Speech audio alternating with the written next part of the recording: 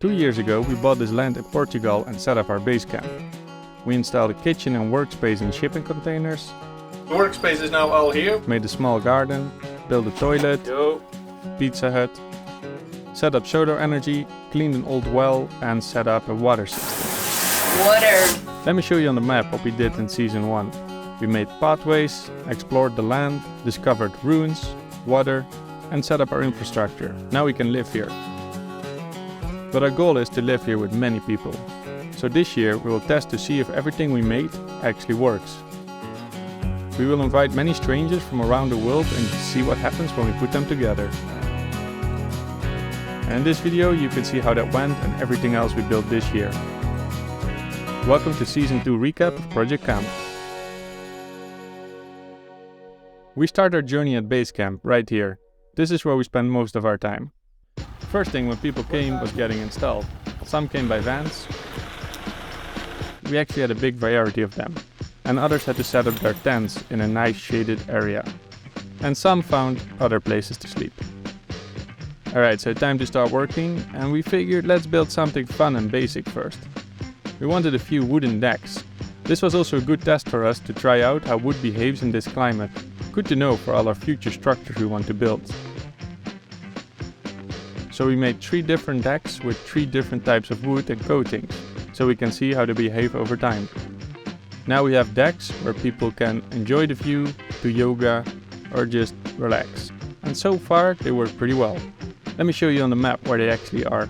We installed one on the big rock here, one on the field near the creek, and a third one near base camp. And this was a nice start. Now we're ready to jump into a bigger project we were planning on since we got the land. Renovating our sketchy ruin right here. Last year we cleaned it up because it was covered with spiky bushes.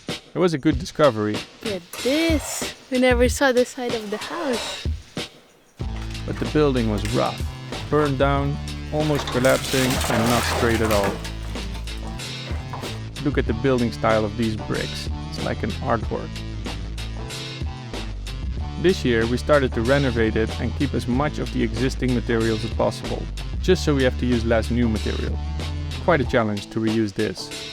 We took down the roof, saved all the tiles, removed the back wall, rebuilt back with the same bricks, and now we had our not very straight base. Look at the angles in these walls. Now the rough work was done, and next we started to rebuild. We installed a wooden frame that will carry the weight of the roof because the brick wall itself is not very reliable. We're mainly keeping that to close the space and provide some insulation. But the bricks itself, they don't offer much support. And the whole structure got even weaker when we made our last cut in the bricks to make a big window in front. Yeah, this was a bit sketchy.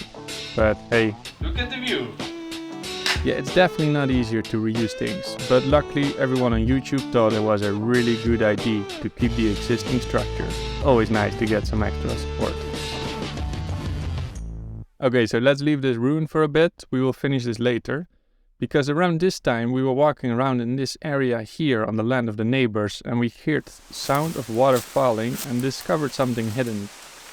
It was hard to see, but behind a lot of spiky bushes and thorns we found an awesome waterfall.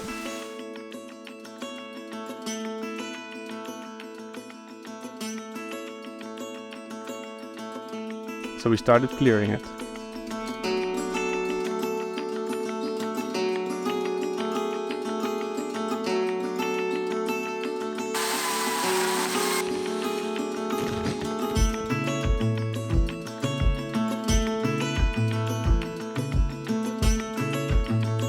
We found beautiful big old rocks stacked as a wall and discovered some sort of a gate.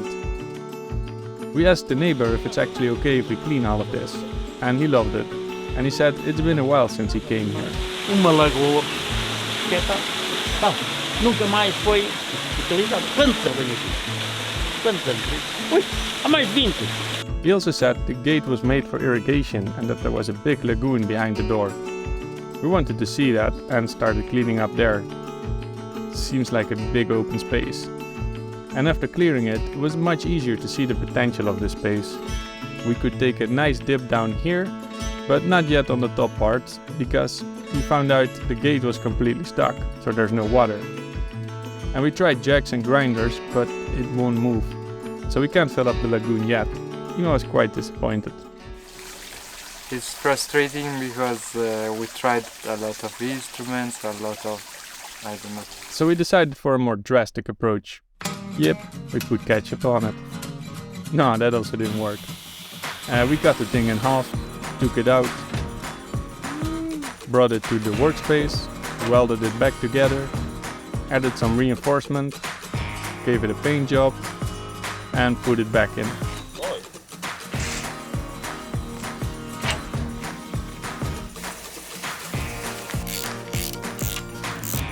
Seems to work. Now we just have to wait for rain to come end of the year. So while waiting, let's go back to the base camp where we made some upgrades. In season 1 we built this clay oven and pizza hut. And this year we integrated actually a good weekly routine where we bake pizzas and our sourdough bread every Friday. But doing this we also realized the space needed an upgrade with a proper table.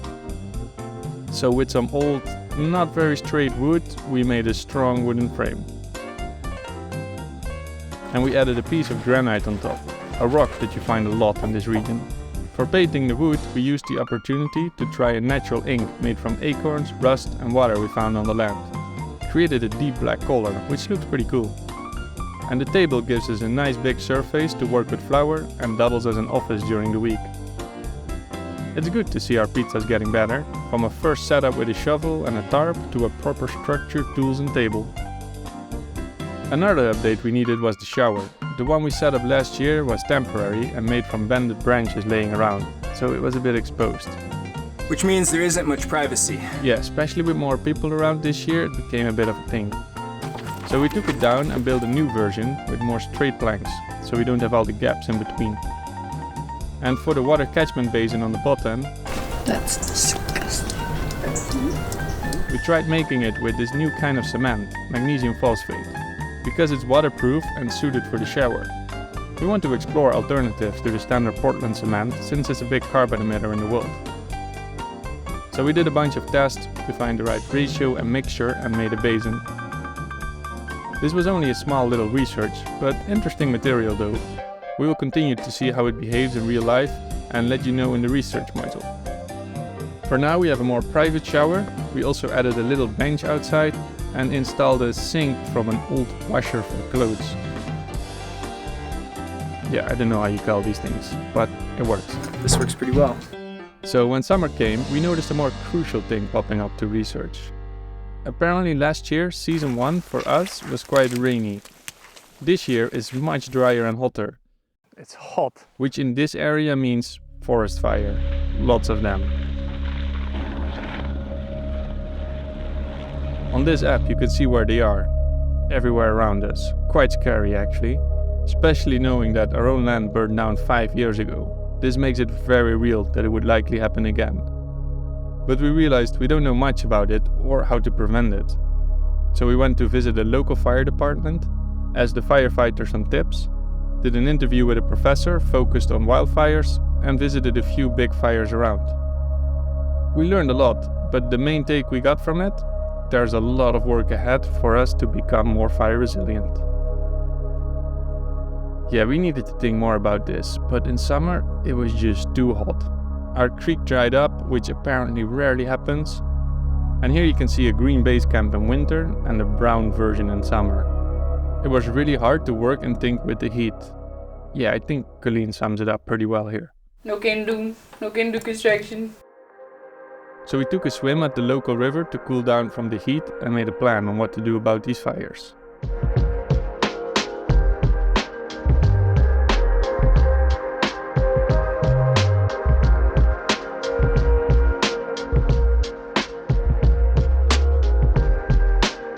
So the land has many green areas around where there's vegetation growing, and this is nice, well, sort of.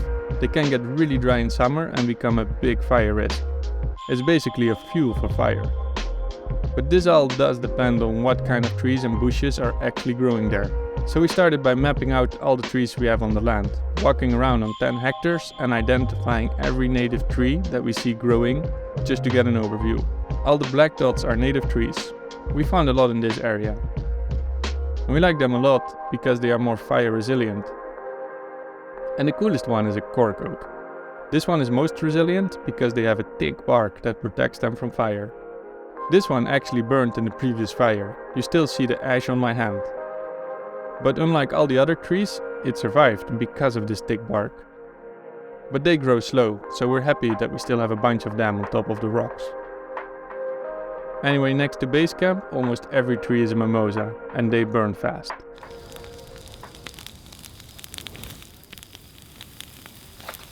So one of the main reasons to get rid of mimosas is to bring back the native trees, but also to make the land a bit more fire resilient, because as you can see they burn very fast. This is a fresh cut mimosa tree. We asked some advice from our neighbor Antonio on what to do with all these trees. Limpar, desbastá-las e deixar uma aqui, outra além para fazer sombra. O resto limpar tudo por causa do incêndio. Our neighbor is right, our camp is surrounded by potential fire fuel. So we started to clean up that big mimosa patch behind the base camp, reducing potential fuel for fire.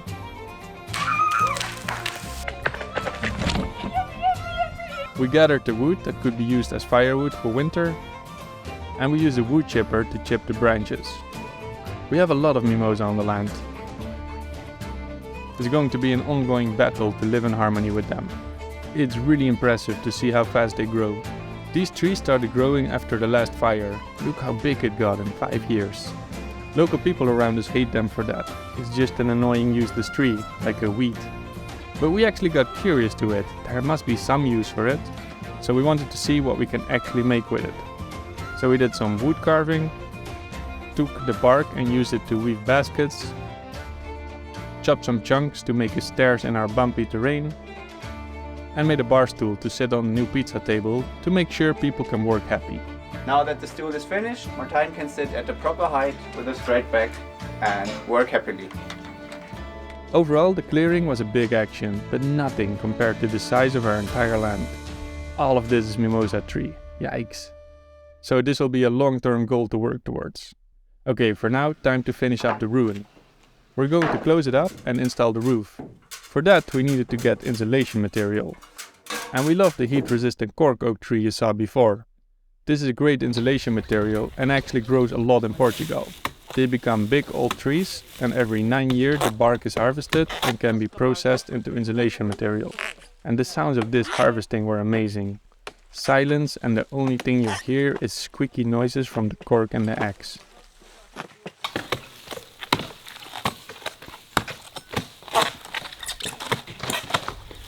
And the cool thing is that the tree stays alive when harvesting. This cork gets shredded and processed. And what makes expanded cork even cooler is that it's all natural and no glue is needed to make these panels.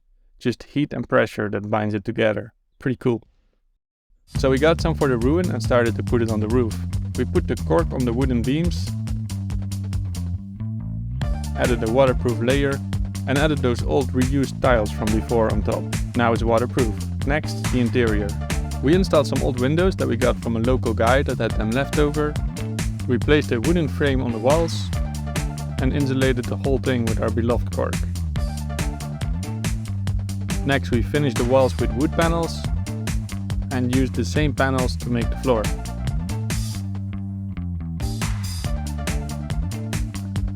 Finally, we added some recycled plastic socket made with fresh plastic machines and used old school light switches. And when it was all done, we added a stove so we can heat it up in winter. Wow, it's finished. This will be a big upgrade compared to the steamy van last year.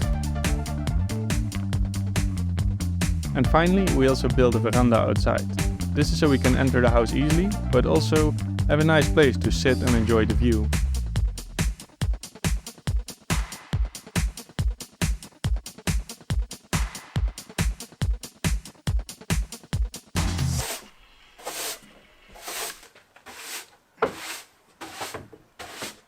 Here we have a nice view to Antonio and Fernanda's house. Right on time. We actually invited her so she could have a look in the house. Ah, sì signore. She used to live in this beautiful orange brick when she was younger. Ah, muito bem. Good to hear she likes it. Ah, sì signore, che una casa maneira. Tá bonita? Sim, senhora. Agora já podem arranjar menino aqui. No calor. Talking about neighbors, around the end of the year, they often ask us for some help with harvesting, things like potatoes. This is a big job for them as they're getting older, but we have lots of energy. And it's fun, at the end we always get a little homemade snack. There are also a few other projects around in the region where we source some of our veggies. We like to visit and help if needed. In these years we realized it's very useful to have a regional network and learn from each other's experiences. Thank you. Well, if you're happy, I'm happy. Okay, so back to the map, we still have some stuff to show you our neighbors actually told us about. They often mention some things from the old days that used to be on the land, and one was an old building somewhere here between these bushes, and it's hard to see, so we cleaned it up to get a better look. And we found this very old collapsed ruin. It requires some imagination to see it. Piece of metal that turned the door. I'm not sure yet what to do with it, but good to know there's a pile of stones here, and we made a technical drawing of it, but no future plans yet. So the ruin was there, and another thing they mentioned is that we have a well on the bottom of our land around here. And we searched before, but we never found it, and they keep telling us it should be in this area. So after some searching, we finally found it under a pile of wood. Hey, over here. And we figured let's clean it up before the rain comes so it can fill up. And jobs like this can go really fast with many hands. We cleared the area around it and emptied the dirt that was inside. Looks like a pretty cool old well, which I guess will be useful in the future. So at this point, the dry summer is over and winter is starting, which means rain, lots of it. Really good to see the plants coming back to life and the creek flowing again. And the new well is filling up with water. Feels like a good start. So this also means we can test the door from the waterfall. We can close it up to see what happens. It's really good seeing the lagoon fill up. It stores a lot of water, as you can see, but you really notice this when you open it up and it all comes out.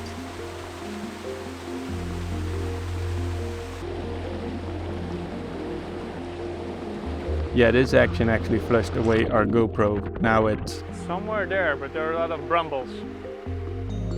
And we thought this was a lot of water, but after a few months of rain, the waterfall was on steroids. Instead of a waterfall, it became more like 20 waterfalls. Such a cool place. Alright, so that was it, everything we made so far. Now season 3 is starting, with a new video coming every Monday. Subscribe on YouTube to follow our journey and support us on Patreon to see videos 1 week ahead. Thanks to everyone for watching this. Project Calm would not be possible without you.